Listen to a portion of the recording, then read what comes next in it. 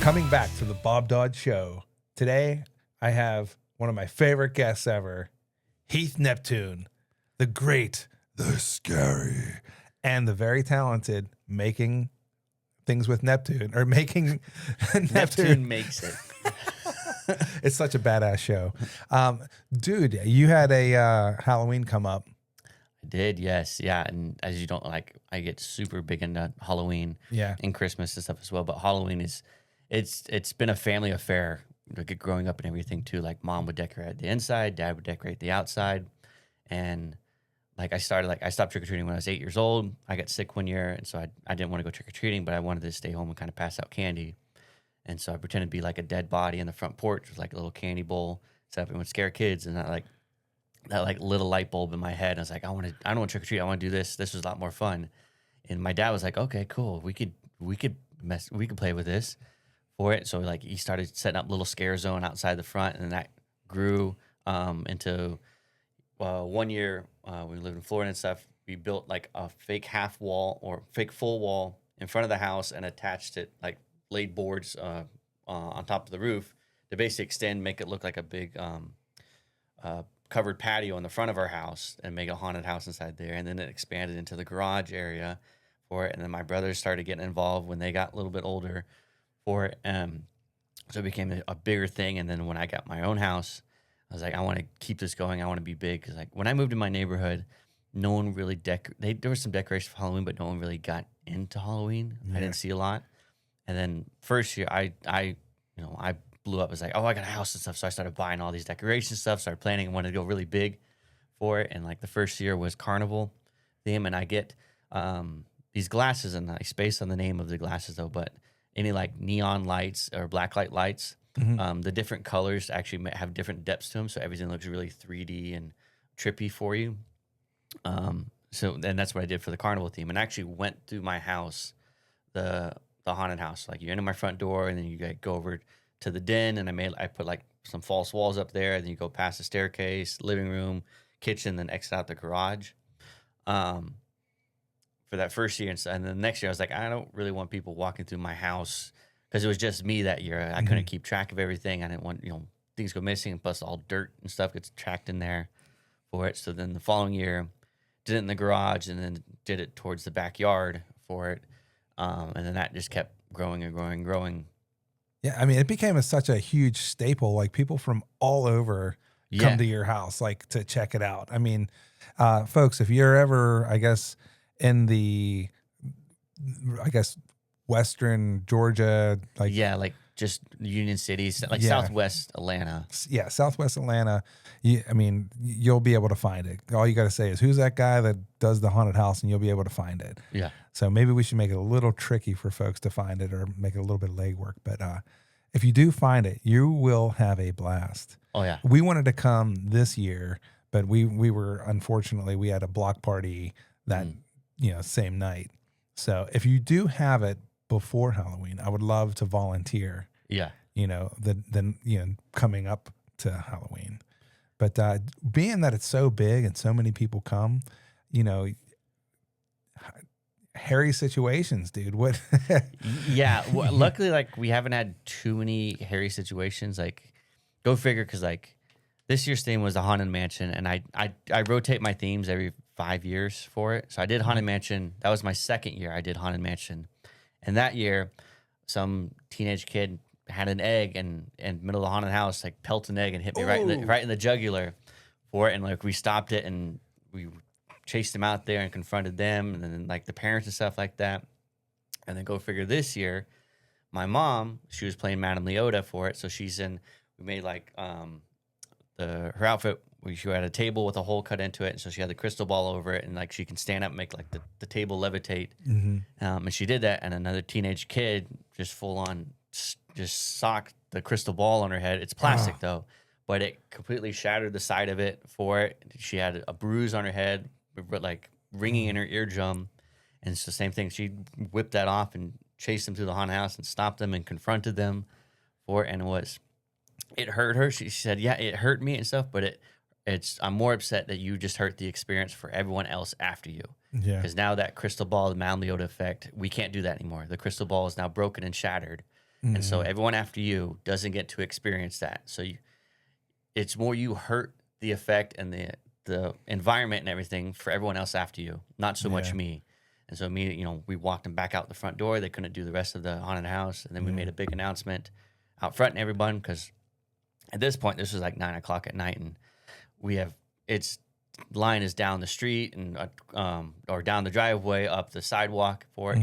We get roughly 300 people that come by that one night, and like you said, it's not from all over, not just the neighborhood, from all over come in there for it. I see where you get your resilience, dude. I mean, your mom's tough. Oh, I was raised in a military household. Both parents are military. Yeah. She's a lieutenant commander. She's short, but don't mess with Mama Bear. She puts the fear of God in some of my friends. Well, shout out to her, dude, because all that stuff costs money and all that stuff takes time, and it really does take one person to like ruin it for everybody. Yeah. I know you guys probably aren't affected too much by it. You guys are just, it's a hiccup for you guys. Yeah. It's a little hiccup. Yeah. We can't do that effect anymore. But there's so much other effects we have going on in there that it kind of, the room would still be the same. It's still Mount Leota's room. So we still have all the, the candles and the instruments, all that stuff hanging up for it. You just don't have the centerpiece there, but there's a scare right before it. So a lot of times, like my mom was saying, like people just ran past me. They didn't even see me because the theme was the Haunted Mansion stuff. So like you enter, we have the stretch room, but it's in my garage, so I can't do the whole stretch effect. For it, but you enter and there's no windows and doors in this room for it, just like the Haunted Mansion. One of my friends who's the butler at the beginning of it has like a little spiel and stuff, and the door shut behind him, so you're sealed in them with him. And all of a sudden, all the lights go out for it, so it's pitch black, strobe light, and then the lights come back on. Like 5 seconds later, he's disappeared. He's no longer there anymore because there's a little secret. We have a little false wall that he opens up, hides behind, and shuts it. So he disappears behind it, and then there's a wall that he pulls, and it slides, and now it just reveals a hallway for them to exit out. Oh, man. And then you exit out that, and it's like the gallery hallway, and I have a couple of TVs that are, they have picture frames around, so they're animated pictures in there that like animate, and then one of the other videos I made, it's the watchful bus from the Haunted Mansion, those busts that look like they're staring at you. Dude, we got to dive into Neptune Makes It, because that was our highlight of Halloween. So we watched all your videos, and for starters, we're just hoping for some more. Like, we hope you have time to get it done. You're a busy guy, but we sat down and we're like, we're going to do this. So we made the silhouettes. We went, bought the lights, bought the blackout cardboard, and we made it, and we decorated our house. Yeah, and it's a super easy effect to do stuff, and it looks affordable too. And that's like I have a bunch of videos coming and stuff too. Like I started making it at the beginning of October is when I put out the first video, and I made 2 videos, and then it was like, okay, I got to just dive into the haunted house and stuff, because I kind of put some stuff off. I can't focus on the video right now. I just got to get this done. I recorded some stuff in the haunted house that I can use for later videos for it. But now that, and I spent the week after Halloween just reorganizing everything, going through, because I have a whole bunch of stuff. Yeah. So trying to reorganize that. And now that's dwindled down, now I'm going to start making more things. So there's a couple things from my haunted house I'm going to make videos of. But like when I made it and stuff, I was focused on like Halloween, because all the props and stuff I make for Halloween. But I think like, because I also make other stuff too. Like I've made cabinetry, I've made stuff for Christmas and everything else. I mean, so folks at home, and I have had the pleasure to know you for, I don't know how many years now, 7 years, I guess now, something like that. Yeah, something like that long. So to see all the things that he builds, it's quite impressive. And you are very, very handy at so many tools and so many facets. Like, I don't know how you get the time to master all those tools, but most of the stuff that you bring, like, I would like to see that on all of your channels. Like, your table is like crazy gorgeous. Like, he has this table. I mean, you can explain it.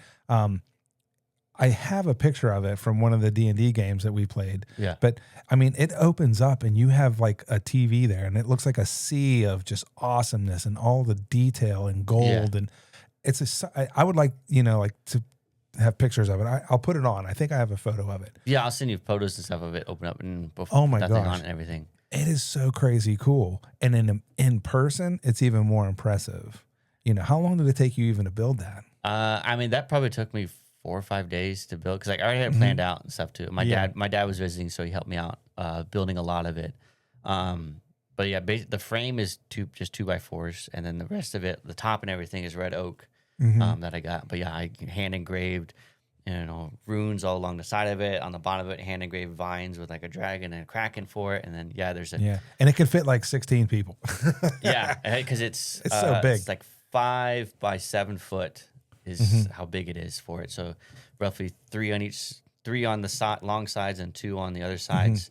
But yeah, I made it for D&D. Yeah, because I started getting really big into D&D, and literally a month after I made it, our dungeon master left and moved to a different city. So then we were online playing D&D, and then to use the table. So I was like, damn, for it. But we've used it for other games and stuff too on it, and it made for D&D, but perfect for Thanksgiving dinners. Exactly. Yeah, because I'll put the top on it, and because it's big use for that and stuff. But yeah, because having the table on it too, like when we played Blood Rage, used that in it as well and stuff. And because the TV, I changed the map to the Blood Rage map and made it animated and stuff for it. So don't have to use it just for D&D, even though that's what I made it for. You impressed me, dude. You made the map. You made all those 3D printed, the 3D printed parts and pieces and everything. I was totally blown away. Oh, yeah. Dude. Totally blown away. Yeah, because I made that for, our friend Mike and stuff, who got us all involved with it for it. And it's like, he's got us really into it and brings us up together and stuff. So I want to make something really cool that he can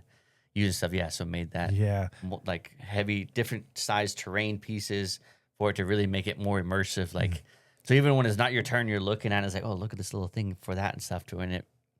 And I like making terrain pieces. Like, if you play games and stuff, having the board is nice stuff, but when you have terrain pieces, it's a lot more immersive with it. Because it gives you something to look at and gives you something tangible to feel and look at. But the detail in it too, like you painted it. It looks like Milton Burrow, or what's that game company? Milton Bradley. Milton Bradley just sold something like it's that well done. You know, you were so impressive, dude. With all when I see all of the 3D prints that you were doing in your 3D print room, it's just like I sit there and think sometimes, like, how does this guy have time to do all this stuff? Because not only that, you're working, you're building, you're doing things, you're making videos. What's your secret for giving yourself the time to do all of those things? ADD. Okay, you don't sleep. Yeah, because I get very bored easily with stuff. I'm also a person too. Like, I don't idle well. I have to kind of always be doing something. Not so much like fidgeting, but I have to keep my, not just my mind, but like my body moving and stuff. Like, I'll play video games. For it, but I've found myself over the years playing video games. Like, if there's a cutscene in a video game, I start going on my phone and looking up other type of stuff. Like, I have to have something constantly moving and going on for it. That's why I like playing online D&D. I kind of started dwindling out of that one because I'm with friends and stuff, and we're all talking everything stuff too. But on the screen, there's not much happening, and I'm more of like, I gotta have something always going, always moving. Yeah. So that's why I started picking up all these different hobbies. I did blacksmithing, I did leatherworking, I did the 3D printing and stuff, model making, carpentry. Like, I get bored and I'm like, okay, I want to building fire pits. I get bored and I'm like, I can make that for it. Or like, I want to get something or do like something, change something in my house and stuff. So I'll look at, first I'll see, okay, how much does this cost to have someone else do it? But then I was like, I can make that, and I'll just research. Okay, I decided to do this. I do this. Okay, I need this little tool. Or if I don't have that tool, I can make it with this tool, and just kind of wing it. How many tools do you have? All of them. I don't have a lot actually. No? For it, yeah. How do you make all that stuff? Using some tools for multiple uses. Okay. For it, like my table saw, I've used that as a miter saw to a degree. Basically, like if I'm cutting a curve and stuff, I'll have my table saw and I'll just kind of slowly work at a roundness into a piece of wood. Yeah. Or even though I have a jigsaw for it, it just felt easier just to do that quickly. Maybe not the safest on a lot of bits. I was about to say, you still have your fingers? Yeah, I like to have my fingers for it too. But yeah, I have the basic array of tools and like a little bit extra, but nothing. I don't have like a big carpentry shop. Like Sure. you see videos and stuff on YouTube, guys who make this type of stuff. Oh, it's simple, you can make it. And then they have a $3,000 saw, and then they have a whole dust collecting system and all stuff. And it's like, yeah, we don't have those. But no, I have a bunch of Ryobi tools. I know people give a shit about Ryobi, but it's inexpensive and it worked good. I've had it for years. I like all tools, man. They all break down. They all, Yeah. It doesn't matter. It's how you use the tool, and you actually prove that. Yeah, and it's just a little bit of maintenance just to keep it going. Because like I have porter cable tools I've had for 12 years, and I still my drills and stuff and some other ones. I still have those, and they still work. Like you can't find porter cable stuff anymore, but it still works. And it's like, yeah, you spend the money to get the expensive tools for it, but it's like, yeah, but this $20 tool does the job. Yeah, and with that, saving money on that, I can actually get 3 other tools for the price if I just bought this one tool from this more expensive brand. Even in your case too, like you can get more material for another, thing that you're doing. Yeah, and that's what I'm always for, like more bang for your buck type deal. Yeah. Like, like with working and stuff too. People live downtown and stuff, and it's like I don't really go out that much anyway. I'm a social person, but not so much like going to the events or going to bars, that type of stuff. Yeah. For it, I want more bang for my buck. So if I can, because I have a lot of hobbies, so I needed the space for that. But, yeah, I forget where I was going with it. Let's talk about your studio for Neptune Makes It, because like I tell you, oh, my garage. Yeah, it's a studio, bro. I mean, it literally is a studio. You have it all set up. You have your lights, you have your mics, you have your cameras, you have all the things that you have in there. It's just like this, like I could call this Pinbox Studios, or I could call it my attic. Yeah. You know what I mean? I choose to call it a studio because that's exactly what we're using it for. Yeah, and that's what you're using it for. Yeah. So. And then, I mean, it's my garage, and, my garage is all my tools, my hobbies, outdoor stuff, camping stuff, all inside there. So I had to try and. It's a cool garage. He's got a lot of cool stuff in there.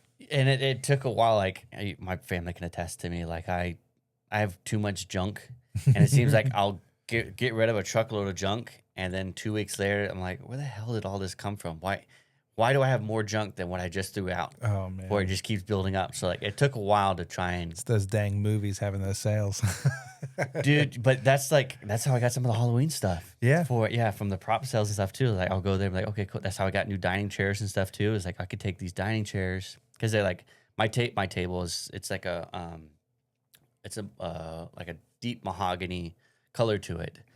But this prop sale was selling these dining chairs. They're white with like really like light pine wood to them.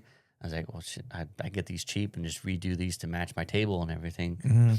But yeah, so like my garage has all my projects yet, but it took a while for me to clear all this out so I could at least work and make a studio.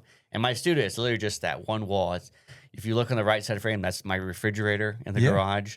And I had to cut the frame out because it's a shelf just full of just other junk. So I had to like frame it up perfectly so you don't see the mess that's outside of the frame line, because it was all over the place. But that's now, every YouTuber though. Yeah, you're a YouTuber now, and you have really cool videos of your haunted house to showcase what you're able to do with the haunted houses. You have your videos of what you can make. Yeah, and I think that if you continue on your path here, you're going to be making really cool videos, and I think that it's going to be a YouTube video or a YouTube channel to look forward to all the time. Like I'm subscribed, I'm like waiting for something to come out. Yeah, and I have a backlog of like videos and stuff for it, just waiting, because when Halloween comes, it goes full swing, and that's like my priority for it. Halloween and Christmas for you, right? Yeah. Well, Christmas is easier because it's 2 or 3 days to set up the lights and the program, and everything, and then just kind of set it and forget it until after the holidays. Whereas Halloween, I'm building flats, I'm building props, I'm building this, and then I have to set all the haunted house up. Yeah. So it's like a whole month and a half of trying to really focus on the last 2 weeks of Halloween. Is really like this. There's nothing like, I don't work. If I'm on a show, I tell them like Halloween night, I'm not working for it. Yeah. Not just because of selfish stuff, but because I also, it's for charity as well. For it. So it's like, I'm doing this for the kids and everything else, so I need Halloween off for it. But yeah, it's full swing. Like last year, I was on a show, and it was a vampire show. So we were working all nights. So, I would get home at 6 a.m. I would sleep until 12, maybe 11, and then get up, work on a prop or everything else, and then go back to work at 4 p.m. for it. And I was like for a month straight. So I was like dead tired by the end of October for it, and just like literally slept the whole weekend after October because they're trying to refresh. And it's like, okay, now we can clean up for it. Man. But yeah, I have like I said, a bunch of other videos planned for it. Now that Halloween's over, I've cleaned up because there's a lot of organization of stuff after it. Done that. Now I can get back into it. And the channel's not, I mainly do like the Halloween stuff because I make a lot of stuff for that. But the reason why I call it Neptune Makes It for it, because my first iteration, I was going to call it Make It Haunted. But then, talking with friends and family and stuff like that, because I make other stuff, it's like, well, you don't want to like pinhole yourself into just the Halloween stuff. Yeah. Which I was trying to research that. YouTube, it could be a series, though. I mean, many people have different channels under one channel. Yeah, and that's there'll be like, because I'll have different playlists for different things. Because I went down like the rabbit hole on the YouTube algorithm, trying to figure out like, okay, if you make this video, it's like if you make 6 videos about making, reviewing phones, the algorithm's going to think the next video is going to be about phones, but all of a sudden it's about making a cabinet. It doesn't know where to put that video. So I was like trying to really figure this out for that. People who really figure out the algorithms, they basically, I think, work 10, 15 hours just by, they'll post it and they'll have a tag on it, like and if it's not working, they'll drop it, bring it back up with another thumbnail, different tag. Yeah. And they'll keep doing that until it actually hits and creates what they want. Yeah. That's, to me, that's just too much work. Yeah. And that's what I'm finding out for it stuff too. Cause like, I've never been like a business savvy type person or really wanted to take the lead on stuff. I've been a grunt a lot of the times. Like, what's the plan? Okay, that's the plan. I'll execute the plan for you. But like coming up with the ideas and the plans, I've never really been one for like that. Personally, making the stuff too, but it's not really like I'm coming up with it. I just see something done. It's like, oh, I could do that. Yeah. Right, I'll just do it. So yeah, I'm really I'm figuring out that it takes a lot. It's a business you're essentially working at. Yeah. So I'm trying to learn business sense of this and how to prioritize your time. Okay, if I make a video, I'll shoot it Monday, Tuesday, and then Wednesday I'm editing it and realizing, okay, I really have to reshoot this and stuff, and then I have to do the narration after this stuff. Like really trying to. What mics do you use for your narration? So I have the Shure, I forget what is it, with the SMB. The SMB. I have the Shure one because that's what I use for like when we were playing D&D and stuff for like webcam and stuff. That's what I record my narration on. And then for the videos, I have the DJI Mini that I use for that. Which I could use the audio off of that one, but it doesn't sound as clean as using the Shure because it's more condensed. Yeah. Do you ever do you ever like play with your audio inside Final Cut Pro or any other audio mixing tools on your computer? Not so much like besides just kind of cleaning up, the sound of a car driving by or that type of stuff. I don't really. I hate editing. I've always hated editing for it. So this was another one like, I got to start editing stuff. Your videos are edited well, though. Is that AI? No, it's not AI for it. But that one, like, I've done editing and stuff for like, I've been editing since high school for it. I don't like doing it because for me, like going back to this, it's the monotonous moving. You're sitting at editing, for hours. You're not doing anything. You're just at a computer editing, and like my mind starts wandering and everything else. I have to try and keep myself on track for it. So the editing, like especially the first video was rough. Like, and that's what I've been finding out too and stuff, doing that as rabbit hole. Like your first 20 videos, 30 videos, 40 videos are gonna suck. But as long as each video you're learning something and changing and critiquing and making it better, that's when you start figuring out your flow, figuring out your workflow, figuring out how, okay, if I do this, and what I've done so far, I haven't written a script at all for it. I just kind of like, okay, I know the steps to make this thing. I'm just going to record the steps. Yeah. And then when I'm editing, then I was like, okay, now I need to put the narration. Okay, I'm doing this. So I need to say this exact thing, say this thing for it. And like, what are you using for editing? Premiere Pro. Premiere Pro. Yeah. I think Premiere Pro, I want to try that Because I heard the Premiere Pro has like for podcasts anyway, Mm-hmm. it has a editing for podcasts, like Yeah. AI editing for Premiere podcasts. Pro has a lot of stuff too. I mean, because like I've used Premiere Pro. That's what I started editing Mm-hmm. on way back then, and then I switched to Avid for a little bit when I joined the industry and got more involved with that. And Avid and Premiere Pro have some similarities to it, so it's easier. Mm-hmm. But also like because I do real estate photography and stuff on as a side hustle for it as well. So Premiere, Adobe Suite. So I was already familiar with Photoshop and Illustrator, and then Premiere was up onto that and After Effects. So I was already familiar with all that. That's why I chose to go with that one versus like DaVinci. Like I have a friend who's an editor and works with DaVinci. I could never get into DaVinci. The node system confused the hell out of me with it. I feel like when it comes down to whatever editing software, you are what you learn the first time. Yeah. Because like I know that everyone tells me about DaVinci, everyone tells me about Premiere Pro, and I'm like, well, I had Final Cut Pro on my iPad. Yeah. So I'm just going to go with Final Cut Pro when I get my new computer. Yeah. And however, Final Cut Pro has bit me in the butt a couple of times, you know what I mean? Just because it's so difficult, I hear Premiere Pro is a little bit more intuitive. And it's like things are placed in better spaces. The language used in Premiere Pro isn't goofy. Like we have libraries, events, and everything, and it's like set up real complicated in Final Cut Pro. Yeah. Where Premiere or DaVinci, it's a little bit more simple. Yeah, because like I've messed with Final Cut a little bit for it, but it's that typical Mac versus PC type thing. Yeah, Final Cut is Mac. So it's more simplified. It's meant from what there's been features and stuff that I've edited on Final Cut and stuff, but it's more basic. Whereas Premiere Pro, Avid, DaVinci, especially DaVinci, a lot of color grading and stuff is for DaVinci, and then they started doing editing software in it as well. That one's more intuitive, and you can get other plugins that go into those, and you can have a whole network with Premiere and to work with their After Effects and those other type of programs with it. Yeah. So it's more intuitive in that type of sense for it. But then as you're saying too, like I started on it. So like that was just a second nature. It was familiar to me to keep using that. What do you think your favorite edit hack is? Like people talk about when you're doing YouTube videos, transitions from one scene to another scene, if it's clean, if it's not clean. Are you into it deep enough where you have like, I like this type of transition?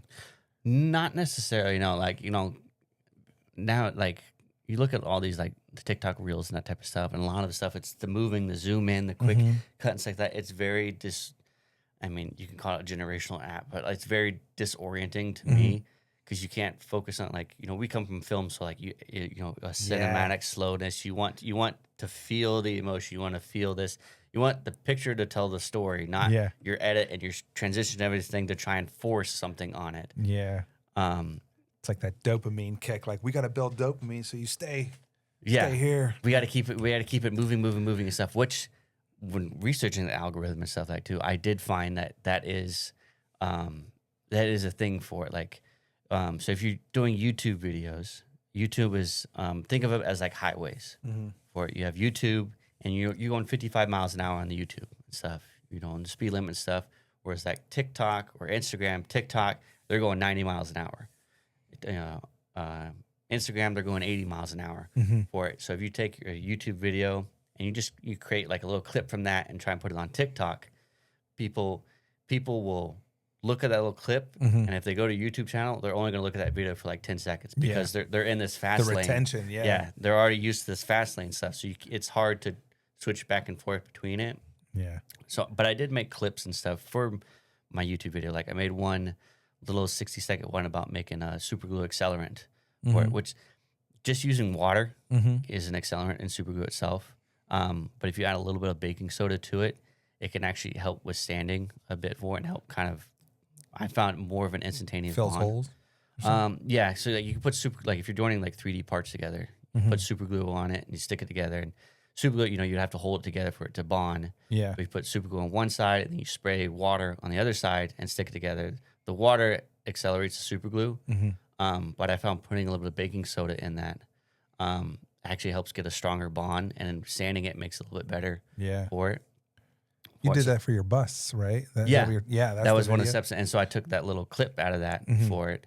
And there's been a lot more views on that little clip, but because that whole people have a shorter attention span, so they'll click something quicker for it. And then you're learning your little tags and stuff, like, because a quick tag was just how to make super glue accelerant. Yeah. So, little catchy tags to go in this and this for it. So I'm trying to navigate and figure out this world because, we're coming from film where it's slower, and now I'm trying to figure out this fast-paced stuff. Film has helped me tremendously dive into this, and when I sit there and think about the things that I do know about lighting and about when I had Dan Cornwall in here, I'm like, how's everything look? He's like, dude, it's perfect, it's fine. Yeah, and then getting Dan's approval too. Yeah, like, to getting that, I'm like, dude, this guy, he's so nice, man. He can't break it to me, can he? But he was telling me, like, he did. He thought it was fine for what we're doing. Yeah. And I feel like the stuff I didn't know about like, if you're gonna make a YouTube video, sorry. If you're going to make a YouTube video, you have to have like your cuts at like 5 to 8 seconds. Yeah. Like you can't have like a 1 minute long steady thing. It's going to be 5 seconds here, 8 seconds here, 3 seconds, 5 seconds, like all these chops. Yeah. And I'm like, why is that? It's so crazy. But when you have someone breaking down the algorithms that these social media sites have, that is the reason, because people scroll. Yeah. And your clips have to be made in a certain way. And I was like, I'm probably going to fail at this miserably because I'm never going to do that. Yeah. Yeah. Because, we're increasingly becoming, I need it now. Yeah. Attention, not attention deficit, but like we have such quick attention spans now, ever since. Short attention spans, right? Short attention spans for stuff. Yeah, because, since social media has come up and stuff, and we're all phones and everything like that, everything's got to be quick. And if it's, like you're saying, if it's longer than 10 seconds, like your attention is going to wane and you're going to swipe away. You're going to swipe away for it. And that's what the algorithm measures, because I'm still reading up on it and trying to figure out, but it's not so much how many clicks you get on a video, it's view duration. That makes it that. So, but if you get 100,000 views on this video, but 80,000 of those are people only watching the first 20 seconds of it and clipping else, it's going to think that this is not a good video because they're not retaining their views throughout it. And YouTube, if you don't have 1,000 subscribers, they're definitely not helping you get views. Yeah, because that's like the monetization of it for it. It's like the minimum is 1,000 subscribers, and then I think it's 4,000 view hours of it before you can even be considered to be monetized for it. Which it sounds easier than what it is, but it's not, because you got to think of your content for it. And a lot of people who try and make it and stuff fail at it because it is also not just about your content, your personality of it as well. Yeah. Because because I watch a lot of DIY videos and stuff as well for it. And then there's some really good DIY videos in that, but the people talking are very monotone. The camera work's not very good and stuff. So you're kind of struggling to try and see how to do this thing. But because of the attention span type stuff, it's hard to keep it going, but you really have to try and do it. Yeah. But like you look at these other big DIY ones that look like they have amazing production values for it, but it's because they're understanding the quickness, the colors, because if you have brighter colors for it, it's going to draw, and certain colors can draw things in that you're going to like. Same thing with film, color science, and that type of stuff. Like, it's amazing that there's psychology that goes into just making a TikTok video or video type stuff. It's not just hitting record on something. To make it successful, there's this whole underlying psychology thing you have to understand to really make the numbers pop. Angela thinks that my scenario here is a little dull down. Like we should probably change the colors and brighten it up a little bit. I mean, you could change the colors for like different, if you're doing, during October or something, you can have like little orange or something like that for that one. Yeah. Because that's another thing, like looking at thumbnails and stuff too, certain colors your eye gets attached to, whether your title's on the left or the right for it, where your eye goes to that one. Because like, same thing with film and stuff, we read left to right. So when you're watching your screen, your eye starts on the left. Mm-hmm. So that's where your attention goes. So having a title on the left or your main actors on the left, that's where they're going to see first for it. So they say going into this whole psychology, trying to figure out this stuff, what works, what doesn't. And they say your first 40 videos, you're not going to get a lot of views on it, that type of stuff. Yeah. But as long as you improve on it. Right. I want to touch base on this idea I have where we have so many friends basically starting podcasts, YouTube channels and things like that. I think that we should all get together once a month, do a think tank, see how we can help each other out. Because some people have gear, some people don't have gear, some people have ideas, but not enough manpower to do it. Yeah. You know, if we get together and we, you know, maybe 1 month you have that weekend or that day, and next month, you know, somebody else has it. Mm-hmm. We all get together and help each other. I think that would be, I don't know, something to think about. Even like collaborating on stuff too and stuff. Oh, collaboration's huge. Well, yeah, because like that's our friend Taven and Payne and stuff who have, you know, non-essential dialogue. Check out their podcast as well for it. We'll put a link in the description for that too, because it's great. Those guys are silly and fun. I love it. Yeah, for it. And because like what we didn't before they started shooting and stuff, we collabed stuff because I made their table that they want for it. But doing collabs like that, like okay, I'm gonna make this table and stuff for it, so my video is gonna link to your channel, for your channel links to my video and stuff, and vice versa and stuff too. So you're basically creating an internetwork. So if someone clicks on one thing, it's gonna link it to other thing else, and so we can all kind of grow and work together to build that up for it. And we had Dave in here, and like Dave's podcast, The Op. If you guys haven't seen it yet or Dave know about it, my gosh, his website for The Op is amazing. I was sitting there thinking to myself, like, why don't more people do this kind of a thing? And then I keep going, and I just start thinking about how much work it takes to do all that. But check out The Op. His podcast is awesome, and his website's awesome too. Yeah. And bring him in, bring all of our buddies that are doing stuff, and that way we can help everybody maybe shine a light on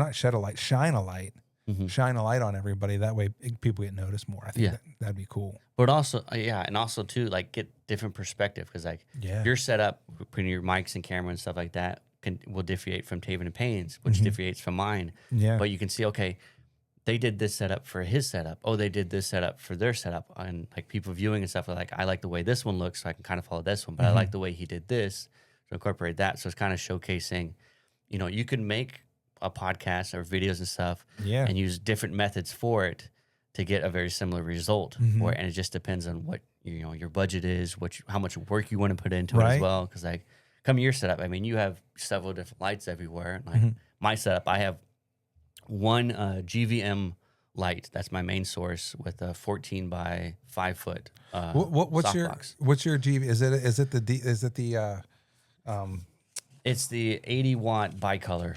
The 80 watt bicolor. Yeah. Is that the? Because I have here my lights that I have. My son was so nice and wrote all this stuff down, and I don't understand it. But we have the 1000D, which the like little 12 by 12 panels, you know, the LED panels, and then we have the GVM PR150R, which is basically the Roy G. Biv. Yeah, it has the police modes and the strobe modes, you can make it stuff like that. Yeah, because the D stands for daylight, so you only have that one color temperature with it. Yeah. Well, no, these are the GVM, the Bert and Ernie's that I have are GVM 1000Ds, and they're bicolor also. But I thought D stood for daylight. Like they were set to daylight color, because like I was looking at other ones that were Ds, but they were only set for daylight. They weren't bicolor. Yeah, these are bicolor, and they're the 1000D. Yeah. Oh. I don't know. Well, I'll have to ask Mike. Yeah. I met this guy Mike, and I talked about us when we were at the Sin Gear Expo. Yeah. And what a cool guy. What a real cool guy. I forget the gentleman's name that he was with.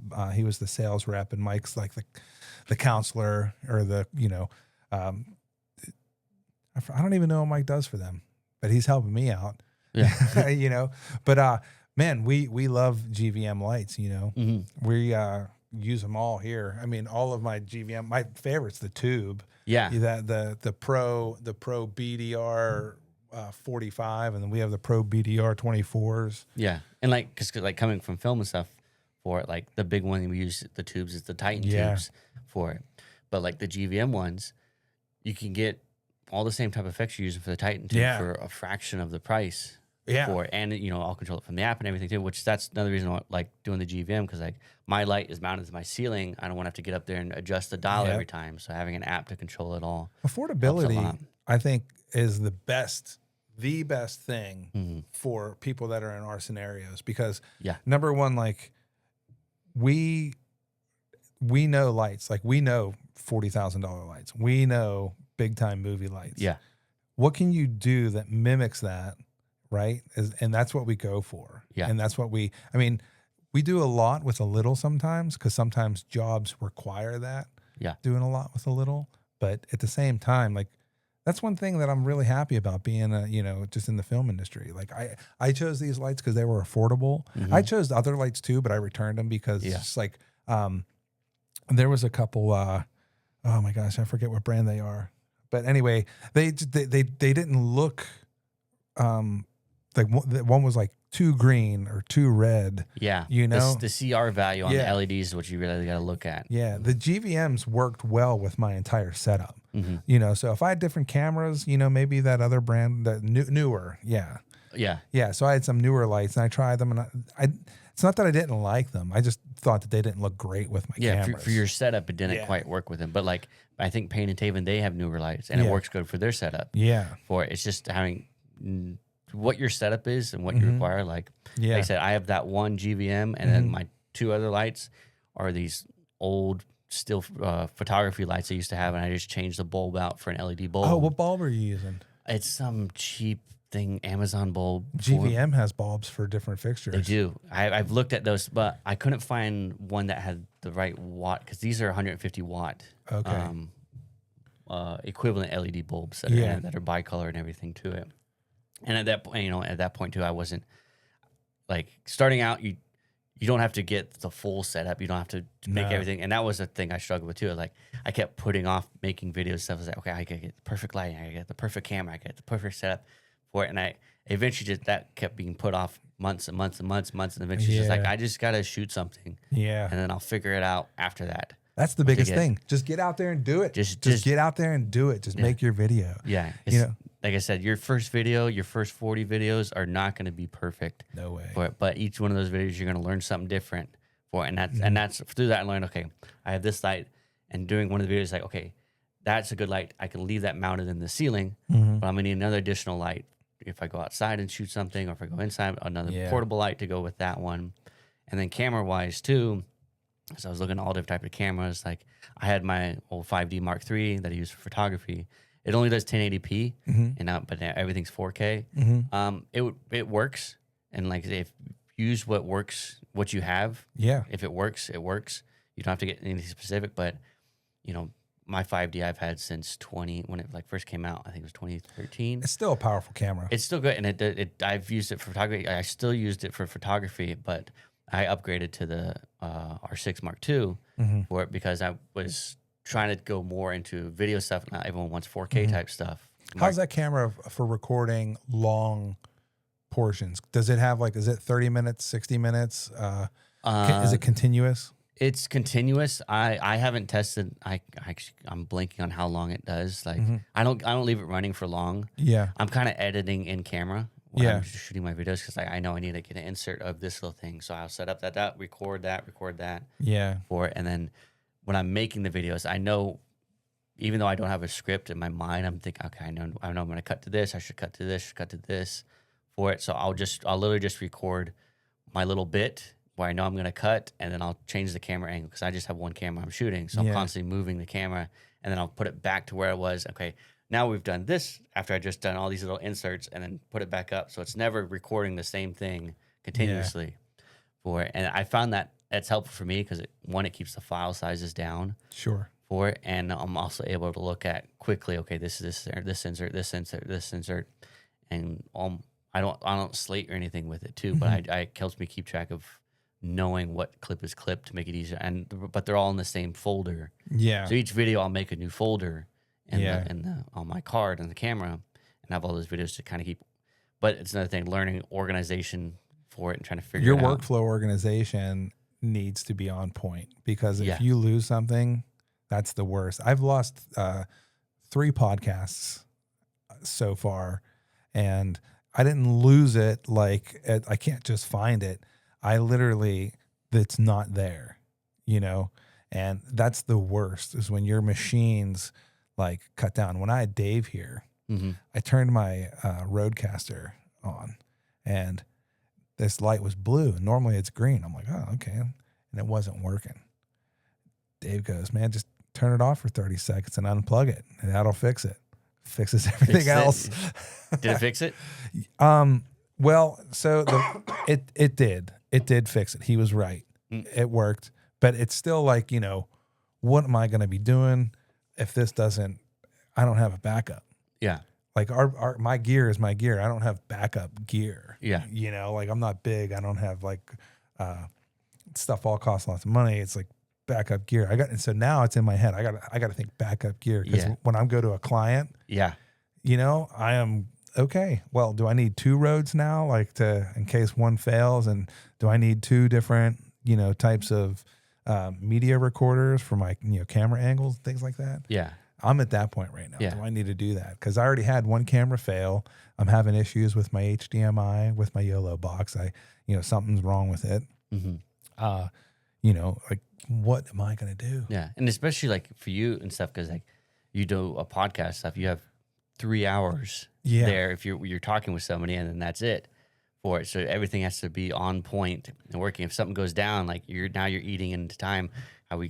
Time is money, and essentially stuff was like with like the YouTube video and stuff too. Like, oh, if something goes down, for me, I'm not live, I'm not recording, so I can order something separate and then get here the day or 2 later, and I could still work with it for it. But yeah, yours like the podcast stuff, because you have that limited time frame. It has to be. Truth be told, this is take 2, guys. Yeah, exactly. Yeah, for it. We talked for 15 minutes, didn't realize, oh, we're not actually recording much of it. Yeah, like the one of the angles isn't you know, working, so we had to go and stop and redo it all. You know, but that's film industry, you know, like we're used to that. But at the same time, you know, when I'm with so far that hasn't happened with clients. Good. You know, I do know that we were doing a Wizard King podcast, and my HDMI went bad right before that podcast. And that's how I knew my HDMI 6 was just bonkers. Something was wrong.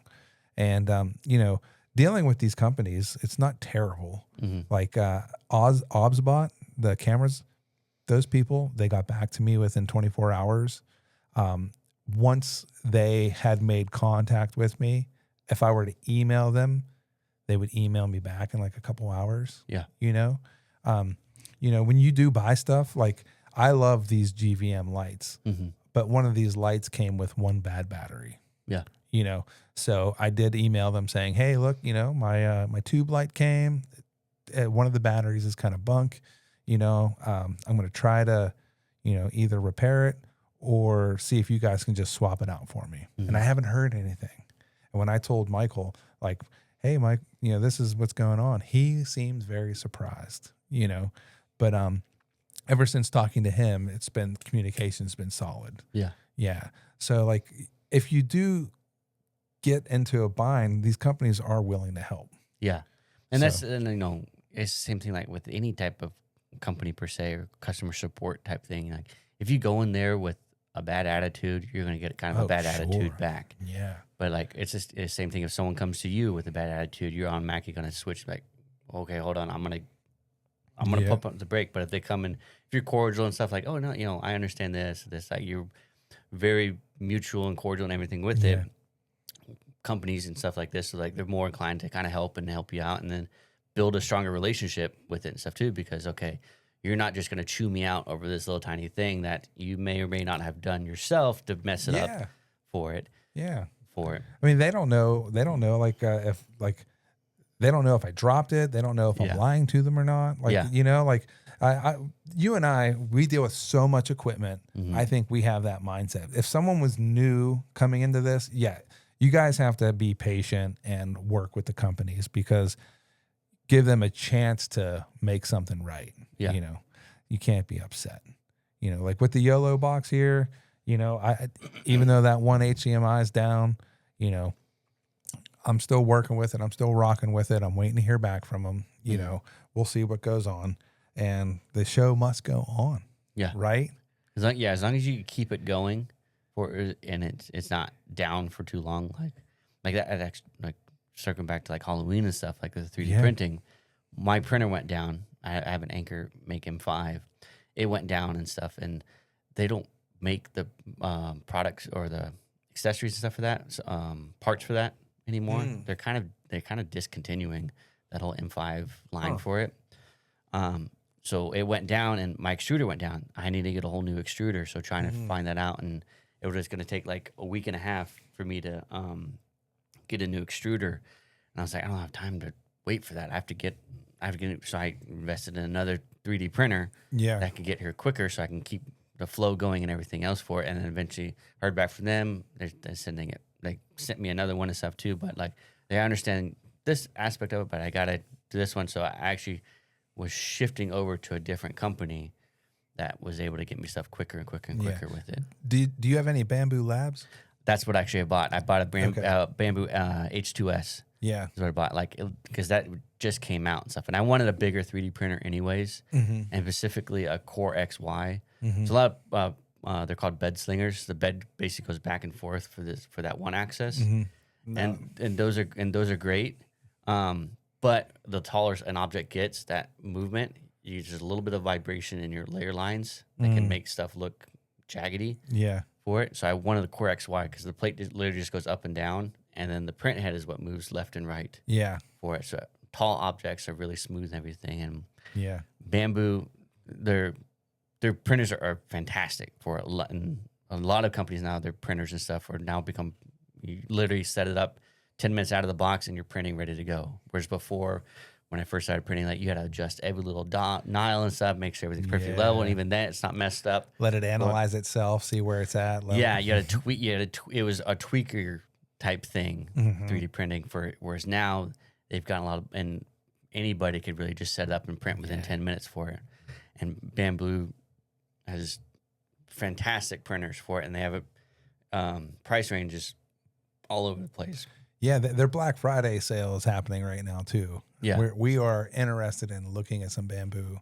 We're looking at the PS1 with the dryer cap on top, so your four filaments. The AMS, the AMS. I recommend the AMS, not just for printing other filaments. Like if you're multicolored, printing a print in multiple colors. Well, it has a dryer in there, doesn't it? There's a dry.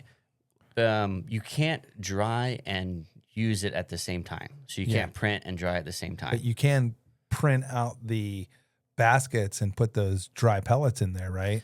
Yes, those will help keep it dry, but because the way the AMS works, like you set the dry setting on it. And it will keep it closed and it'll heat it up to help dry it up. But while it's doing that function, you can't actively be using filament from that and print for it. Unfortunately, hopefully in the next firmware or stuff like that, maybe they'll change for it. Yeah. But yeah, those little pellets and stuff that come with it help dry it out, and you can reuse the pellet stuff, put them in the oven. My buddy Chris made like an entire tray that fits in the holes of the. So when the filament is not being used, like you put the what are those things called? Those pellets, man, that keep things dry. They have a name for them. Comment down below. I know you guys know. Yeah. But and it just helps keep everything dry because he's constantly checking his phone. Like, oh, my printer's at 30% dry. That's good. Yeah. So and I don't have the little label and everything, but definitely the AMS, because like not only they change the colors and stuff too, but you should like model stuff to like support. Like if you're printing this cup, for example, for it. Like that little loop right there, you may need to put a support there. But if you're doing it all in the same material, that support might get welded really hard to come off. Yeah. But you can make what's called an interlace layer. And so the layer between the support and the model could be a different filament, like PLA and PETG. So if you're printing this in PLA, make that interlace PETG. PETG doesn't stick to PLA very well, so that support would just easily break off, make it super easy for it. So I've used the AMS more for like that. Yeah. Than I have, because I usually paint the stuff anyways. So the buffer, do you have it was a confusing thing about the buffer. Like what buffer do you get? Because like the Bamboo Labs, they had like you could either get the buffer or then you can get this other kind of buffer. And it's basically one is for a single filament and the other one's for 4 filament. I'm just sitting there like, why won't you get the 4 filament buffer? You know, because because there's a single one that will dry for it as well. Yeah, or you have the AMS. The AMS, like, because you could dry 4 filaments at the same time, but then, like I was saying, like, you can have what's good about the AMS. Not you can have all the same filament in there. If one spool runs out in the middle of your print, it'll automatically switch to the next spool. So you don't have to worry about a single spool. Yeah. If it runs out, you have to change that mid-print. Yeah, so you give your two solid blacks and then you're clear in the blue if you're doing like a 3D multicolored, and black's going to be getting used up a bunch. Yeah, and then all of a sudden that black runs out and you're not home. Now the print's in idle waiting for you to get home to switch that filament out. Having all that set up. Like generally if I'm printing something, I'll have 2 of the same filament in there just in case something goes out. My buddy Chris, I was like, dude, Chris, hook me up with some headphone holders. There you go. Yeah, I saw these stuff. These are nice. Yeah, not bad, dude. Not bad at all. So it's like, we're super excited. We're really. I don't want to. I think my kid watches these videos sometimes. So, we're hip with the Bamboo Labs. Yeah. Another one and stuff too, because like I also have Elegoo. Like I have the resin printers. My first printer was the Neptune 2. Neptune, of course, for it. But they have a new XY called the Centauri Carbon. Okay. And it's $300. Like their Black Friday sale is $300 now. Fantastic 3D printer, especially for the price range and stuff. Yeah. It doesn't do multicolor print for it, just as a single one. But because it's an enclosed unit, like some of these bamboos and stuff, you can use different types of materials that you couldn't do with an open one. Okay. For it. So I say Bamboo and Elegoo are like the best ones right now. Bamboo, if you're more of like doing not so much doing this professionally, but if you need, better quality parts, maybe not so much better quality parts, but like if you're doing it more than just a hobbyist type thing, doing bamboo for it, because a lot of people have print farms that are bamboos and stuff. Yeah, for it as well, and the interface and everything is very user intuitive for it. Whereas Elegoo, if you're new for it and you don't want to quite invest as much, you want to try and figure it out, Elegoo is great starting out because even their resin machines and their FDM machines are very reasonably priced and everything else if you're just starting out to learn for it. So definitely look at that. Yeah. Well, I think we've already, we'll have to look at that next time. Yeah. But it's so cool, man. Like to sit there and think. So I have one of these ideas all the time that pop into my head, and I'm going to create a network of 3D printers, and like you can belong to the group.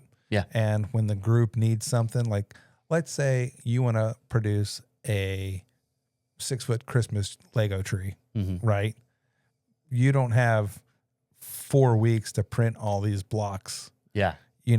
For a small minimal fee, for using somebody else's printer, the collective, they can say, hey, this is what I'm producing. If there's anybody that can help me out by printing, XYZ for me, let me know. Yeah.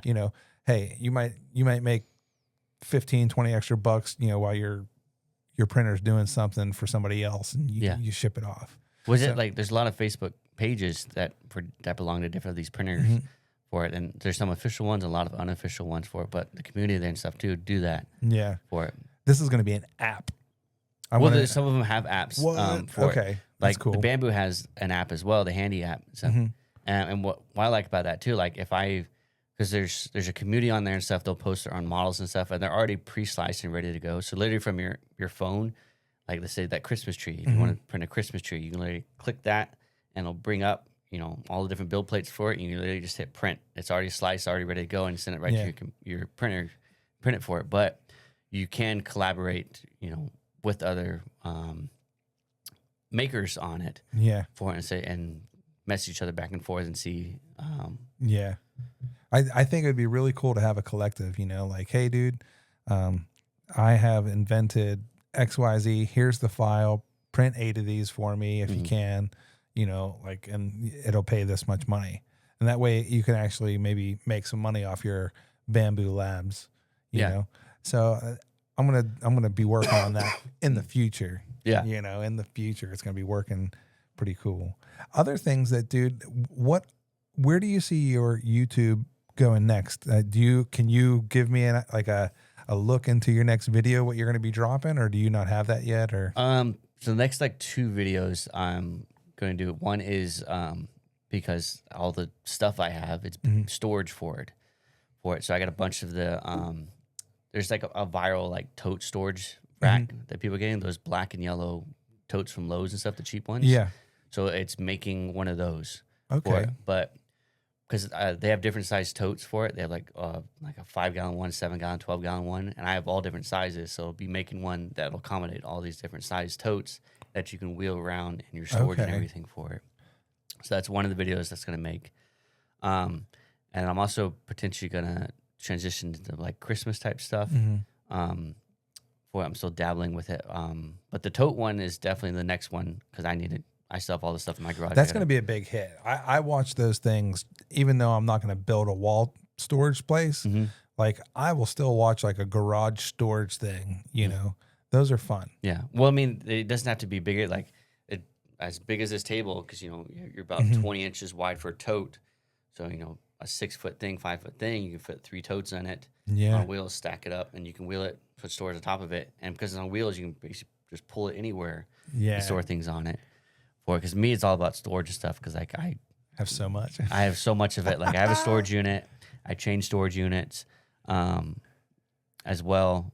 The same size unit and stuff, but the place I'm storing at, you know, because the prices fluctuate so much for it. It was cheap. It was like $120 cheaper for me to get a new unit 2 doors down from my unit, like to continue doing my unit.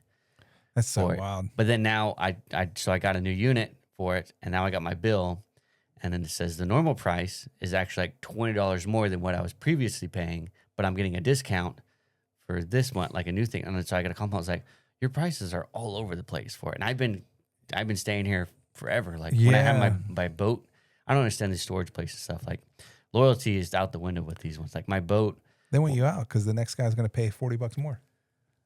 Well, yeah, but like when I was storing my boat, like I started the same spot. It was like $85 to store mine, and about like 5 years later, I had the same spot, but I was paying like close to $300. Oh wow! For it, and I was like, I've literally had the same spot for all these years. With like loyalty is out the window for it, and I was like, all right, I'm gonna leave. I'm gonna go somewhere else, and literally like within 2 minutes after leaving a voicemail on it, like, hey, we're giving you a $50 credit for the next 3 months to because you've been such a good customer for us. And I was like, yeah, okay, go figure. Yeah. Like, dude, I keep your place clean. I operate around your facility nice. You know? Yeah. That's amazing. Well, that's cool. So you're going to be doing this storage build for the totes. I can't wait for that, man. Yeah, and then I have another one, like, because I made like other bus for the Haunted Mansion. I printed 4 of them up. I spaced on, there's actually 5 of the bus. So I'm going to do another one that's printing that out, and then how to make this 3D file, like print, look like stone for it. So aging with that's it. Cool. And doing the texturing for it, and then making the pillars that go on it as well. Teach you how to make the pillars to make wood look like stone, and make like a 3D print look like a bronze plate for it. So teach on like these little tiny things for it. That's another video I have coming up. Also, like webbing. This is another film trick using, like, because the Haunted Mansion, I had chandeliers and stuff, and it looked like they had spider webs everywhere. And the crypt, they had spider webs everywhere. Yeah. For it. So using different methods how to get realistic looking spider webs for it. Well, how you do that? So there's two ways to do it. One of them, take like the spray adhesive, but you make sure it's a web spray adhesive. Okay. For it, and you basically just do that, and just quickly spray it on top of something. Okay. For it, and it'll create that web will kind of lay on top of it. It's really sticky, so you have to let it dry. Yeah. Another option is you take a hot glue gun and an air compressor, and as the hot glue gun drips, you shoot air. Yeah, and that's good for covering big areas. Yeah. For it, because we've used that on set and stuff too to put cobwebs everywhere for it. So there's 2 examples of how to make cobwebs on objects really easily. That's cool, man. That I make a video about, and then I have a cool. bunch of other ones that I just don't know the order I'm going to put them in. No, I can't wait, man. Is Neptune Makes It on Instagram too? It's on Instagram and Facebook, yes. Okay. For it. Yeah. And people who have been following it now, so haven't been responding or on it much. Like, when Halloween hits, it's like that's become, I'm tunnel vision into that. That's what happens when you're a solo man doing it all. Yeah. I mean, I got friends and family that help out for it, but it's like, because I was going to try and make a video while I was setting up the haunted house, but my haunted house goes in my garage. It's like, okay, I have all these walls I just put up, so it's blocking all my tools, all this other stuff. Yeah, blocking the studio. Yeah, exactly. So I think like next year for Halloween, when that same thing's going to happen again, it's going to switch over to like a vlogging of it. Like, okay, today I'm putting up this wall for it. So this is how we're doing this. This is the layout of this. This is how we're doing this. Like, this is the thing I showed you 3 months ago. This is what we're actually doing. This is where it's going in here for it. This is explaining this for it. So you'll be able to see what was made weeks or months ago and stuff, what its practicality is in the haunt. Or are you going to be covering any of your special effects too, like what you use for fog machines? And yeah, that's another video I had, is how to make a low-lying fog incubator for it, and how to spread fog out more and stuff. You know, if we have a big forest area, using the tube of death. Yeah, the tube of death is awesome. How do you make your tube of death? Do you buy it? No, I make it for it. Basically, you get what we call visqueen, which is just the big plastic rolls. You can make it, roll it out however long length you want for it, and you get a blower, like the same blowers you use for like bounce houses, those big ones. And you're making a tube. So you cut the plastic that will make a tube around that, and just seal up where they meet. A lot of gaff tape, huh? Gaff tape or packing tape, for it. And you're basically making a tube, and then you tie off the end of it. So basically it blows up, and you tape that to your blower. So it basically makes like a big, long, inflatable balloon tube in it. And you just make tiny little slits in that the air can escape. And then you hook up, you just shoot your fog machine into the intake of the blower, and that shoots the fog down that. And that's how in film and stuff we got these, Sleepy Hollow and that type of stuff, how the whole forest looked foggy. Tube of death is a technical term. Yes, that's what we call it. Yeah, in film we call it a tube of death, because it's just a giant tube of fog that makes, the whole forest look like it's forest. So that's another one, but also like how to make that low-lying fog that stays like on the graveyard. Yeah. Video showing how to make an easier version of that for it. Is there different like weights for different like smoke or fog? Yes. Because like some are like, some float and are very atmospheric, and it, like for film, it creates a, what would you call it? Because sometimes we haze just to allow lights and continuity to pop and bring down the atmosphere. Yeah. There are different weights for it depending on the mixtures and stuff for it. And film we have used like bug foggers and general stuff. That's a thinner one to get and for it, but you have thicker fog, and it basically all depends. And that's another video I've gone, is how to make your own fog juice. Yeah, because a lot of these like bigger stores and stuff, they'll sell fog juice, but it's very cheap fog juice. Like it dissipates like that. Yeah, for it. So I'll teach you how to make your own fog juice, and also other brands are good fog juices to use.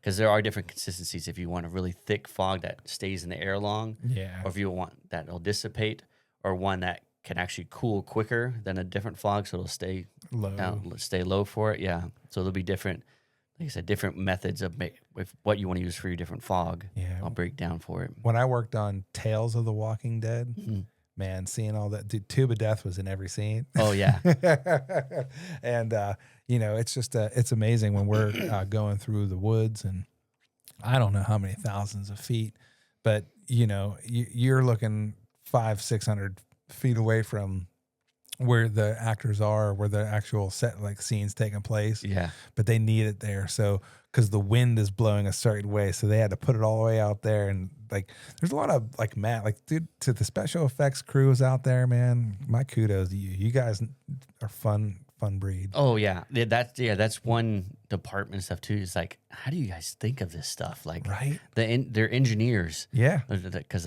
you'll have all we need is type of effect for it. I don't know how to make that, but I'm gonna figure out how to make this for it. And there's math and stuff too, especially when you're doing with like the squib ribs, or you're doing like the jerk ribs or the pistons.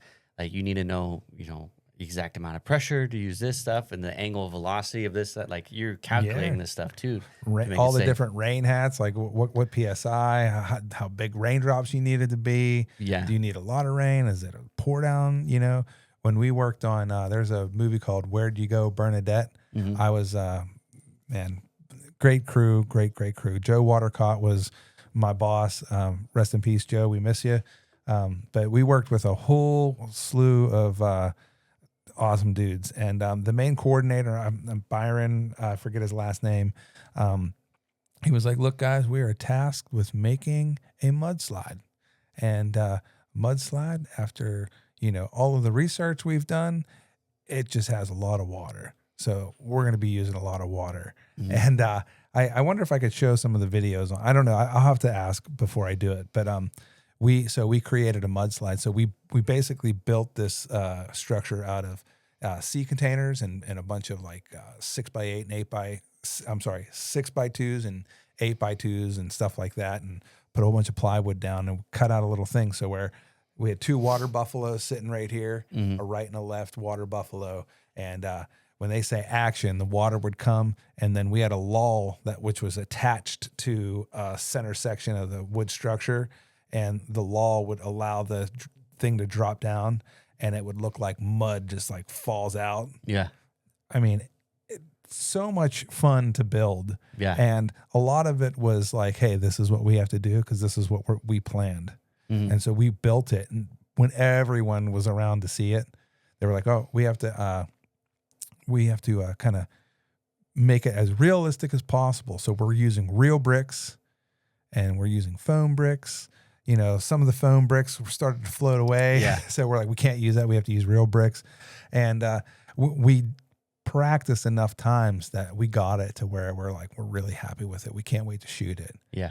And the very first time that we shot it, they were like, that's it. That's good. It's a wrap. We got it.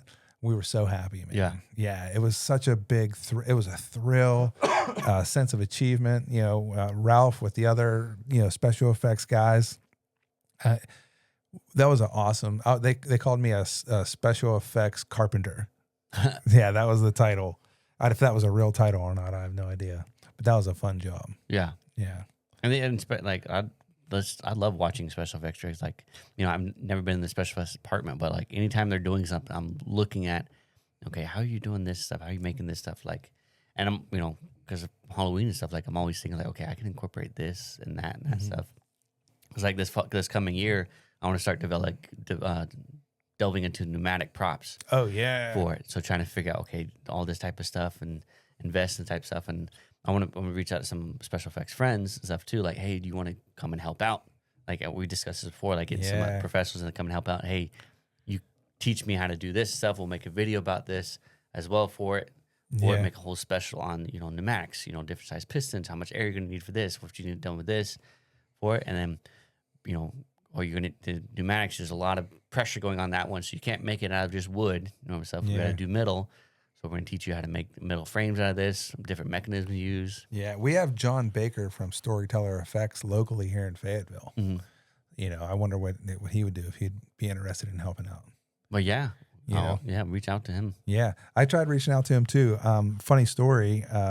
There's a vehicle called the Ineos Grenadier, and at February 2023, I was supposed to pick mine up, and we weren't working, and basically money wasn't there, so I had to let it go. A couple months later, I find myself doing reshoots for Electric State, and I had to go over to Storyteller Effects to pick up a Ritter fan.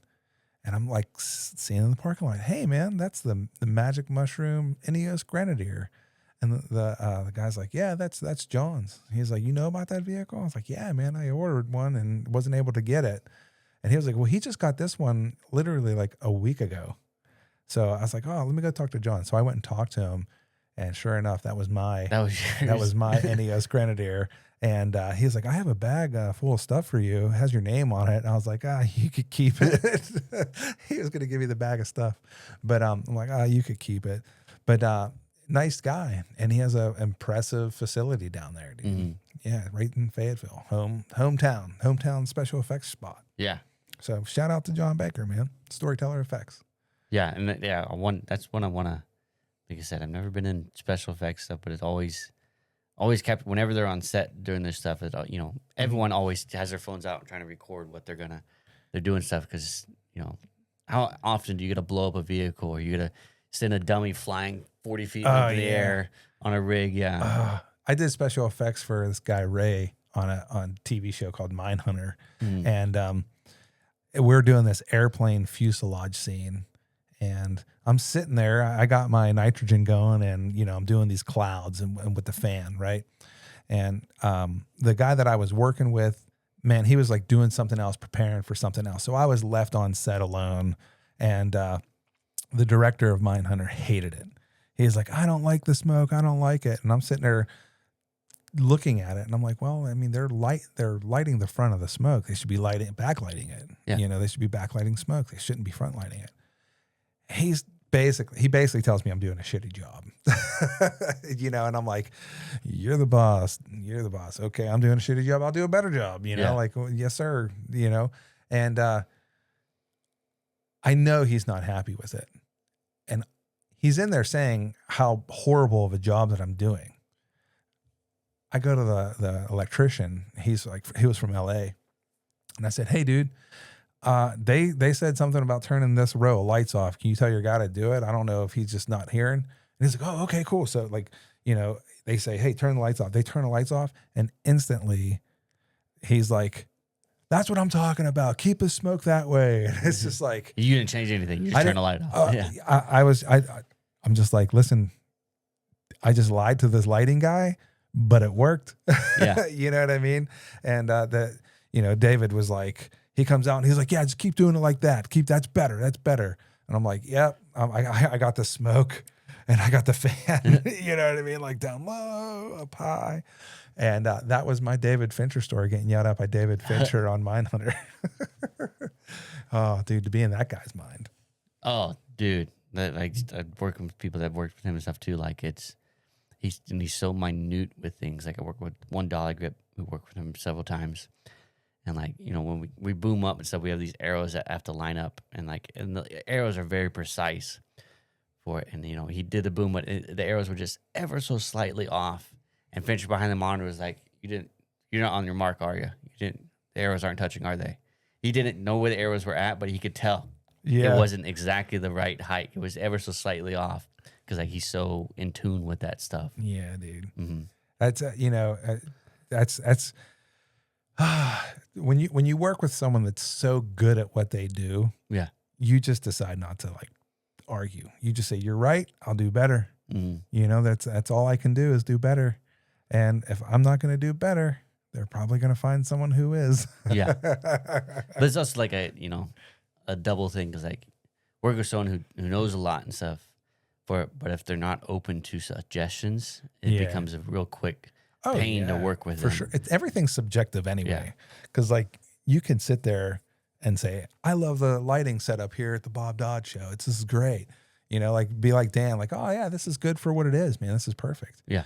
Or you could come in and be like, no, it's too much shadow. You got to balance over here. You need 3 more lights smacking over here. Yeah. I forget what Christmas movie. I worked in a Christmas movie in Pittsburgh one time.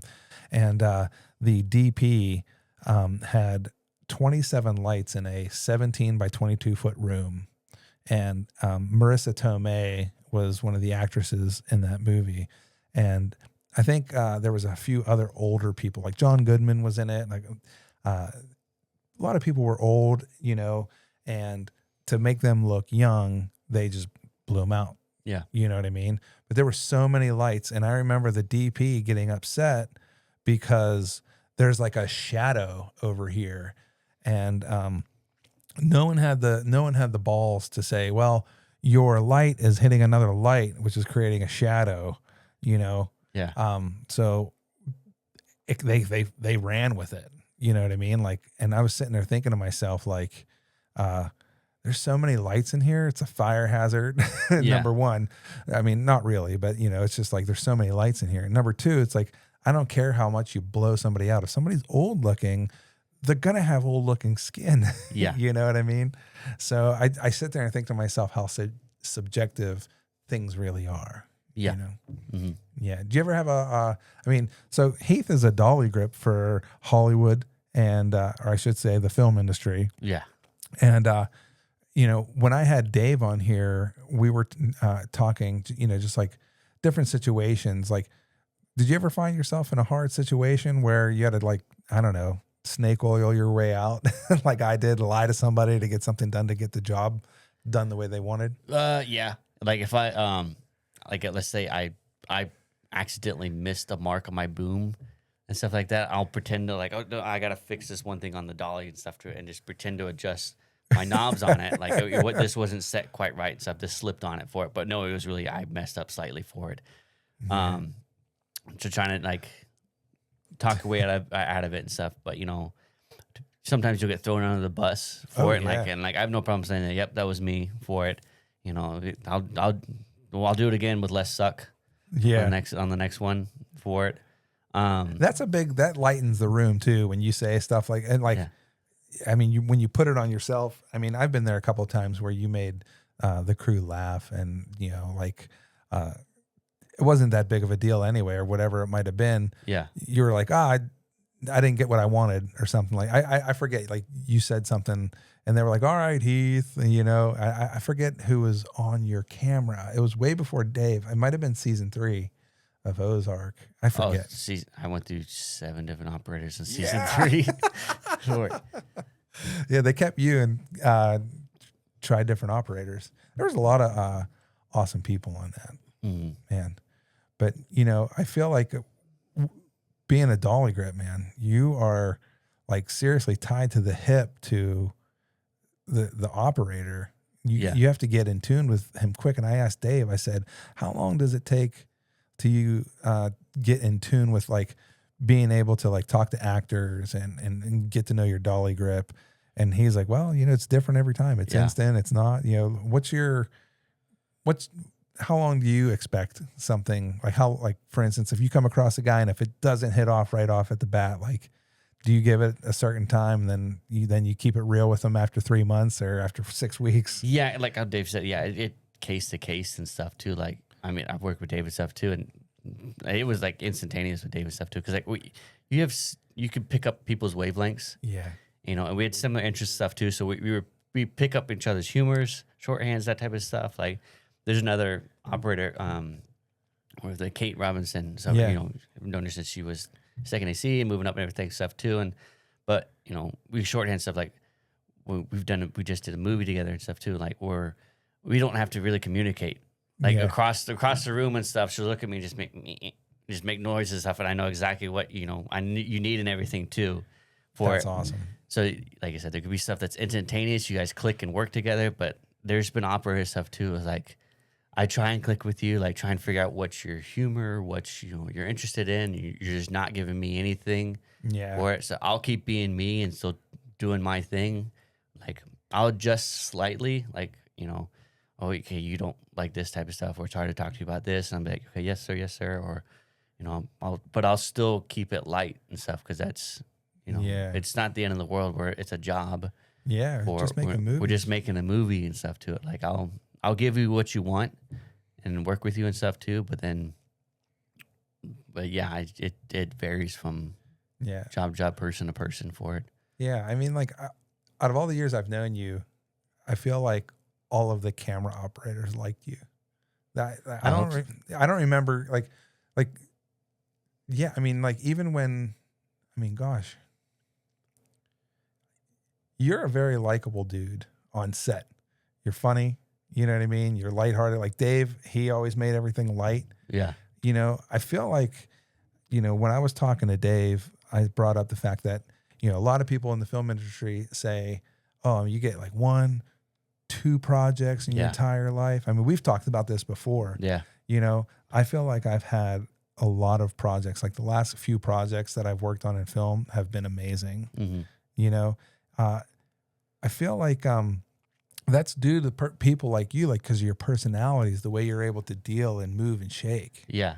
Yeah, because if you've a lot of people that are like that together, like because we keep bringing back Ozark and stuff, and like like I said, everybody on that was that way. Whether you were an executive producer or a PA or anything in between, an actor, whatever, everyone was on the same wavelength and vibe with each other. Yeah. So it makes everything so much easier, effortless. Like the point where like it doesn't feel like you're feels like you're kind of hanging out while making a movie.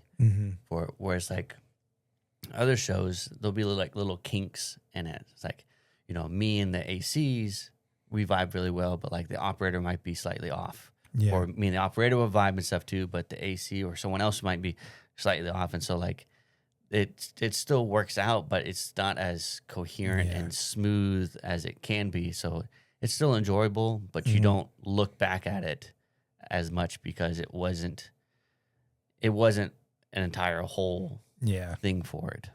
Yeah. Well, I think you know, when it comes to working with cool people, our circle is filled with them. Oh yeah. You know, I'm thinking of like when I was working on Brockmire with Taven, you know, that was once again was such a lighthearted thing, and some crazy stuff happened on that show too. You know, like when Austin, he was in the aerial man lift, bringing it up, like getting it in place, and we had that truck, that Teamster, that was bringing up that weird bike for Brockmire, that 4-wheeled bike, and he hits the basket of the aerial man lift, and it's just like crazy stuff like that. And that happened. You know, no one got mad. Everyone's like, "Hey, we understand. Like, hey, man, that driver's cool. Like, they grip you cool. Like, everybody's cool. Everyone's okay. No one got hurt. Show went on. Nobody was made to feel like something terrible happened. No, you know, and that's what I expect out of every show. You know, and you know, I feel like I've been blessed with that experience. You know. Brockmire was a fun show.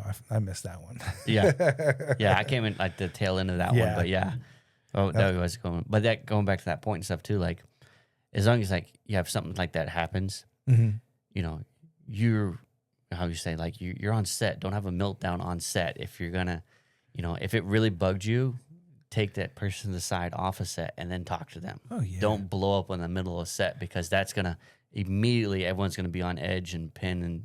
Yeah, what's going on? Yeah, because not you know, not just the two people involved with it, but people around it, whether it's, you know, actors or crew members, anything else that's around that. Now it just kind of affected them, and now they have a weird feeling going on. Yeah, for it. So you got to be able to, if something bad happens, of course, if something really bad happens, of course, point it out right then and make it a point to it. Yeah, if it's like not safe or something. Yeah, for it. But if it's something that's, you know, not quite as bad, you know, just take your little grievance and go off set and talk about it. Don't make everyone else's problem your personal problem. Yeah. Like, don't blow up because there's no corn dogs at Crafty. Yeah. Hey, that's a big thing. It's a big thing. That's why I bring it up, you know. Yeah, it's a big thing. That's why we you know, we'll bring our own air fryer and corn dogs for us. Yeah. Dude, I love it, man. Do you I know you're working on are you day playing on a project right now? It's just finishing up next week. Okay. For it. Can't tell what it is though, but yeah, no worries. But no, other than that, I haven't really. I day played a little bit on another project. It was like a couple days, but that's what sucks. We call them projects because we can't talk about them because of NDAs. Yeah, you know, and I guess the reason why I bring it up is, you know, I hear some projects are coming into Georgia. Very few. It's there's not a lot out there. It's been dry. I mean, it's dry all over the place. Yeah. I feel promise coming in. I know there's a you know, we have to stay optimistic, and you know, Jared Blair, you know, I got a shout out to you, buddy. I got to think like Jared. It's coming, man. You just got to wait for it. You know, you can ride that horse. Yeah, they said that back in 2023. And it's like, oh yeah, guys, just give it. Next year we're gonna have it. No, next year we're gonna have that. I'm gonna stay optimistic. I'm gonna stay with Jared Blair, and I know it's coming. You know, January 2026. I know there's a couple projects coming in. They're gonna be big. They're gonna be deploying a lot of people. You know, so hopefully we can. You know, what do squirrels do? They nest away their nuts. Oh yeah. Save your nuts for winter type deal. So I'm going to save my nuts, you know, when that happens, you know.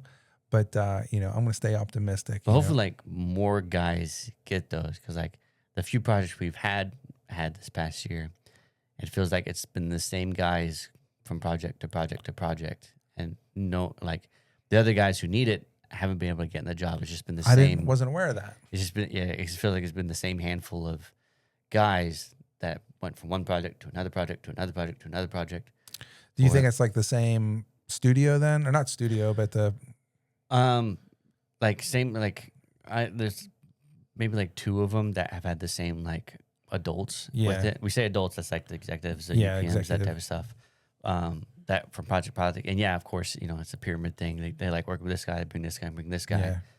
But I know personally other examples where I know a guy who had worked with the UPM and other stuff on previous projects before. Yeah. And I was like, we have this one coming up for it stuff. Yeah. Well, you've worked with the DP, you worked this before. Yeah, we're going to get into this. And then he didn't hear anything. And all of a sudden someone else just got the job. Yeah. And it's like, okay. Yeah. So even though they worked together before, this other one came and Who took it. Who knows, man? Who knows? I'm just thankful for whatever comes my way. You know, you stay busy with your real estate photography and trying to do more of it. Yeah, just anything that's where the YouTube stuff, the creative output for it, because got to get something to keep going and stuff. Not only financially, try and. I hear you're starting a new gigolo business. No, shh, keep that quiet. No, you want money. No, but yeah, I mean, I don't know. I heard there's some projects down in the pipeline, and I'm excited for it. If I don't get to be on those projects, so be it. I'm still excited for whoever gets to go. Yeah. I'm in this new world of seniority with the Teamsters, and the guys who are in Group 1 and Group 2 and Group 3 are going to be before me. Yeah. I'm cool with that, man. That's just the way it is. And I hope if those guys get on the job, that's cool. Yeah. For my grip brothers and sisters that aren't working and, doing Uber right now, stay strong. It's going to come back. And don't forget, you could always do what Heath is doing and, create your own and, start something. So don't forget that. We have the power to do that. And we all have the circle to do that. I'm there to help out. If you need something, if I can help out, I will. Heath's the same way. Yeah. We all have several skills that can translate out. Yeah. Just finding what skill can you do this for it, and a skill that you enjoy doing that you don't mind making a job out of it. Yeah. Because I have all these hobbies and stuff, but it's like, I think we discussed this before. Like, I don't want my hobby to become my job, because then I don't want to do that hobby in my free time. Yeah. Because I'm doing it as a job. That's why I like film and stuff, because I can't necessarily film when I'm not working for it. That's why I like doing this. But the things I learned on film, I can use outside for something else. Yeah. But we're a little weird because film isn't work to us. The only time, it's like when we go, like I notice with you and the other people in our circle, we're not at work. I mean, we might act like it's work sometimes when the day is real hard and real long. Yeah. But that's, anything can get monotonous and anything can get hard to do. Yeah. Right. So like you got to come to reality. Like, this is a job. Mm-hmm. But most of the time we are able to look past it because we love what we do. Yeah. And if you love doing it, I'm not saying you'll do it for free, but maybe you and your circle will help, I don't know, create something out there. I mean, look at Taven and Payne, dude. That podcast is great. Your YouTube show is great. The Wizard King, post it already, buddy. Yeah, come on, man. Dude, it's a good podcast. You know what I'm saying? Post it. I mean, our circle, you're going to notice too that all these things that we're talking about, all of these podcasts, all these YouTube shows, we're all going to be touching base together because we're a community. So you might hear something about something, from a different podcast and everything. But that's how Hollywood started, man. Hollywood had something really cool. New York has something like really cool, CBGBs, you know what I mean? Like when I shouldn't say cliques, but when communities perform and do stuff together, it's not a small thing anymore. It's a big thing. Yeah. So that's what we're trying to, build here is a community of interesting and awesome people doing some cool and interesting stuff. Mm-hmm. So, I don't know. I close the video out on that, man. The podcast out on that. That's a good thing. But dude, I appreciate you coming by so much, man. I love you to the bones, the fourth time bro. I've been on it? No, Angela and I, this is the third time on the Bob Dodd Show, and then the Wizard King. The Wizard one, yeah. Yeah, the Wizard King one. So, shout out to the Wizard King. Yeah. And shout out to Taven Payne. Shout out to Neptune Makes It. Shout out to the Op. Dude, all these great things are in your backyard. All these awesome podcasts that are in your backyard. Support them. Like, subscribe. Yeah. You know, if there's a t-shirt to buy one. You know, we can all support each other and help us, you know, make a little bit of happiness. Yeah. If you have suggestions on things you want to see made, whether it's in a Hollywood movie or Halloween or whatever you want to see made, you know, my channel and stuff, comment on it and see, and I'll show you how to make it. Definitely. Like my saying on it is that, you know, if I can make it, you can make it. Yeah. I can make it with it. I don't have the expensive tools. You know what? I think that if you might have it already, but your hazing machine, you know what I mean? Like, I don't know, show people what it is and what they could do. And, you know, I think that would be a really cool video. That tote video, I'm waiting for it. Oh, yeah. Like, That one, that's I'm going to gonna be cool. I'll probably be working on that this week. Oh, yeah. So it'd probably be either before Thanksgiving or after Thanksgiving. I'll post it. Awesome. I want to make it. Well, that's going to be a wrap for the Bob Dodd Show. Thank you for stopping by. Like, subscribe. Dude, comment your heart out. Please tell Heath how much you love him, because his show, his Neptune Makes It on YouTube is awesome. And comment, tell me who you guys want to see. If you have guests that you want to see on here, let me know. I'll try to get them on. If you want to be a guest on the Bob Dodd Show, let me know. I don't know. I talk to everybody. Mm-hmm. Everyone has a story. Everyone has some interest for it. Bring it to the show. Bring it to the show, man. I'm looking to meet new friends, and I have so many more interesting friends coming on that I hope you guys stay tuned for. Mm-hmm. But for that, thank y'all for tuning in to the Bob Dodd Show. It's the Bob Dodd Show. What a ride. Laughter and joy with Bob as your guide. Tune in now, don't miss the flow. Good times ahead.